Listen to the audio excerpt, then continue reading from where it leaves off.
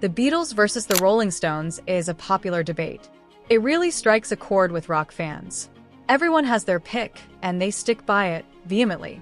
Though the bands don't necessarily fuel that fire these days, there was a time when their friendly rivalry was real. Their intertwining histories as a band started in the early 60s, when John Lennon and Paul McCartney penned a single for the Stones. In 1963, Lennon and McCartney happened to run into the Stones' manager, Andrew Loog Oldham. At the time, the Beatles were steadily rising in the rock ranks, and the Stones were still trying to find their footing.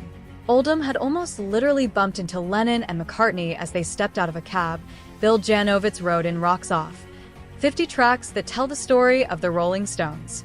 He invited them to the studio where the Stones were rehearsing. The two finished off what had been a McCartney sketch of an idea, handing it the Stones for their single. The song in question was I Wanna Be Your Man. Though the Beatles would go on to release a version of the uptempo tune themselves, the Stones were the first to put it out. It helped to not only establish the band in England, but also began to set them apart from their fellow mop tops.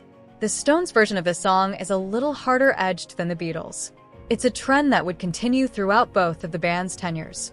They were just different enough to spark the question, who's better, the Beatles or the Rolling Stones? Despite that comparison, not even the Stones deny the fact that the Beatles helped them earn their break.